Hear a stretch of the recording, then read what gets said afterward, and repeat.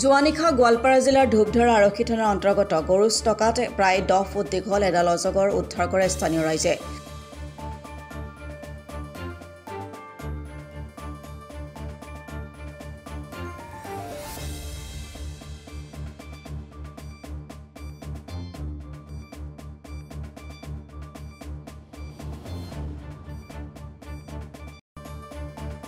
উল্লেখ্য যে নিশাৰ ভাগতে গৰুষ্টকাৰ পিটনিতে মাছমৰীয়াই জাল মাৰি থাকোঁতে হঠাৎ প্ৰকাণ্ড অজগৰ প্ৰত্যক্ষ কৰে আৰু লগে লগে এক হুলস্থুলীয়া পৰিৱেশৰ সৃষ্টি হয়।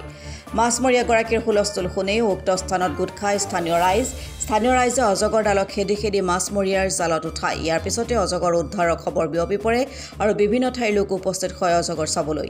পিছত ৰংজুলি বন বিভাগক খবৰ দিয়াতে ৰংজুলি বন বিভাগৰ এটা দলে উক্ত স্থানত উপস্থিত হয় আৰু অজগৰটোক উদ্ধাৰ কৰি লৈ যায় আৰু অজগৰটোক পৰৱৰ্তী সময়ত বনৰ মাজত এৰি দিব বুলি বন বিভাগে জানিবলৈ দিয়ে।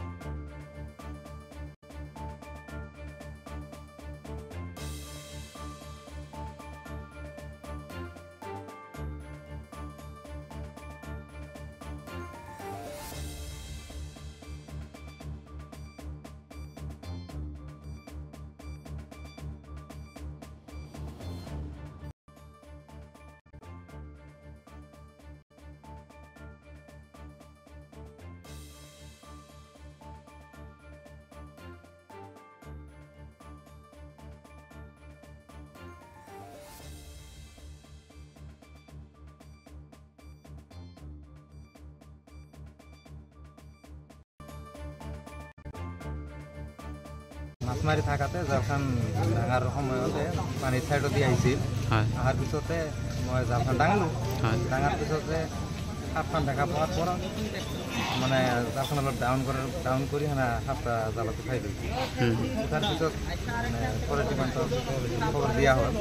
ফৰেষ্ট ডিপাৰ্টমেণ্টে আহি মানে উদ্ধাৰ কৰি লৈ গৈছে। কিমান মান দীঘল আছিলে সাপটা? কিমান মান দীঘল আছিলে? দীঘল মোটামুটি 10 ফুটমান হ'ব। এতিয়া মানে ফৰেষ্টাৰে লৈ গ'ল। লৈ গৈছে। সেইকাৰণে আমি জাল মাৰি আছোঁ। তাতে জাল মাৰি থাকাতে আমি সাপখান দেখা পালোঁ অজগৰ। পিছত অজগৰ সাপখান আমি জালত তুলিলোঁ। তোলাৰ পিছত আমি মানুহ মাতিলোঁ। মানুহ বহুত জড়ো হ'ল। প্ৰথমতে কি জালত উঠা নাছিলে সাপটো নেকি? প্ৰথমে জালত উঠা নাই, আমি খেদি খেদি জালত উঠাইছোঁ। আচ্ছা আচ্ছা। উঠাৰ পিছত জালখনত সাপটা ৰাখলোঁ। ৰাখাৰ পিছত আমি মানুহ মাতিলোঁ। বহুত মানুহ আহিল। আহি আৰু মানুহে হাল্লা চিল্লা কৰি ফৰেষ্টাৰক মাতিল। ফৰেষ্টাৰে আহি সাপটা ল'ল। কিমান মান দীঘল হ'ব সাপটো? সাপটা 6-7 মান হ'ব। 6-7 মান। কিমান হ'ব? 10 ফুট মান হ'ব লম্বা। এতিয়া ফৰেষ্টাৰে লৈ গ'ল সাপটো? ফৰেষ্টাৰে লৈ গ'ল সাপটো।